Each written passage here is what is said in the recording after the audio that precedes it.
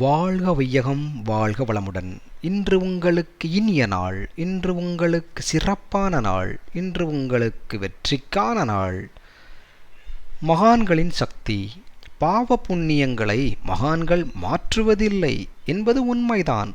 ஆனால் நம் வினையை அனுபவிக்கும் முறையை மாற்றுகிறார்கள்.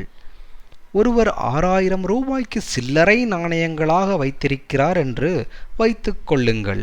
அது ஒரு மூட்டை அதை சுமப்பது கையாள்வதெல்லாமே கஷ்டம்.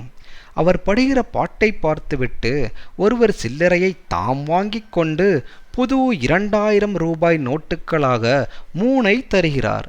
இப்போதும் அதே 6000 தான் இருக்கிறது. ஆனால் சுமை தெரியவில்லை, பாரம் குறைந்துவிட்டது. இதைத்தான் மகான்கள் செய்கிறார்கள். கர்ம வினை நம்மிடம்தான் உள்ளது. ஆனால் நாம் கஷ்டப்படாதபடி நம் மனோநிலையை ஞானிகள் மாற்றி நமது ஆத்ம சக்தியை பலப்படுத்தி விடுகிறார்கள். வினை கழிந்த மகான்களை வணங்க நமது பாவவினை ஏற்றுக்கொள்ளும் வகையில் மாறும் என்பது அசைக்க முடியாத உண்மை. ஜீவ சமாதிகளில் வணங்க இன்றும் இது நிகழ்கிறது. ஆகவே எந்த ஊருக்கு போனாலும் அங்கிருக்கும் ஜீவசமாதிகளை தேடி வழிபட துன்பங்கள் கண்டிப்பாக குறையும்.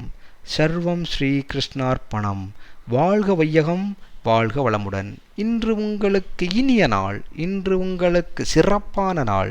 இன்று உங்களுக்கு வெற்றிக்கான நாள்.